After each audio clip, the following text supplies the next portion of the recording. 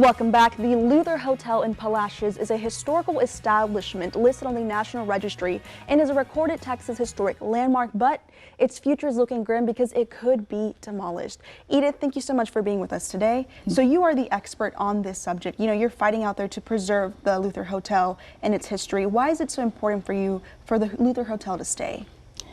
Well, it has been in the city longer than the city has, really. It's been there for 121 years. Wow. It's probably put more money in the coffers of the city than any other business, given its longevity, given that it pays property taxes, it pays hotel motel taxes, it draws people into the city to spend money. And it also draws people in who end up staying. We were there as guests 26 years ago, and we've been in Palacios ever since. And so I know you kind of dived into it, but to further go into the subject, how would demolishing a building like this impact your local community? Well, I just said all the things that help the community, money-wise. Also, it's just the center of much activity in the town. It holds historic value. Sentiment is there. It holds historic value. Santa Claus comes in on a shrimp boat, and where does he come? He comes to the Luther lawn. Yeah. All right. And so, how can the community help in your efforts to preserve the Luther Hotel? The community is really helping a lot. There are over 4,000 petition signers. The petition is on change.org. Okay.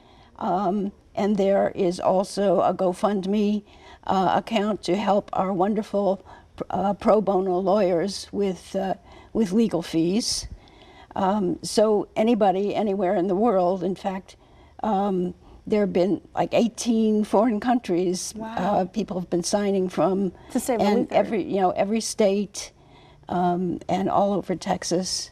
So doing both those things, signing the petition and helping with the funding, would be good for anybody anywhere. No, absolutely. To help us. So yes. I'm glad you brought up the legal fees and the lawyers. They're doing this pro bono. So tell me where the lawsuit stands now and where it's going. Okay. And I first need to thank those lawyers, John Griffin from here, and Sandy Hardy McKenzie, and her good husband Jeep are helping us. They're fighting the fight. And Chris Bell in Houston. We met with had the first hearing with the lawyer, with the new judge, Polly Jackson Spencer, just a week before last, and it's moved forward. We'd be very good at just halting this, but the case is moving forward. We are doing a walkthrough tomorrow. You may want to send a camera or two, actually. But the people who want to see what's happened in the hotel, the preservation architect who wants to be sure, she already knows that the hotel is not falling in on itself and not in any bad shape at all, but she gets to go in and see. And people who have left belongings behind and couldn't get them are going in to see if they're still there, which they're probably not.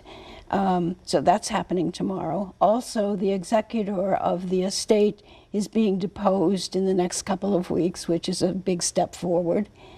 And one other step that looks backwards, but I think is not, it is forward, is that there are 3 cases involved here, and the one where Margaret Doughty and I are the plaintiffs, along with the Palacios Preservation Association and the Palacios Area Historical Association. The judge has ruled that we have no standing. We came as responsible citizens to say this isn't right.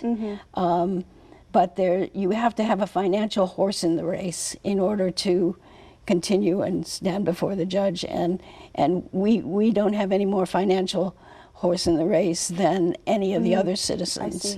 But that's where it stands where right we now. start. All right. Yeah. Well, Edith, I congratulate you on your efforts, and I wish you the best of luck in this race. Thank you very much. And thank you so much for being with us today. Appreciate My you. pleasure. Thank you very much for all this coverage. Absolutely. And don't go anywhere because we have more Community Crossroads ahead with Athletic Director Mark Chavez.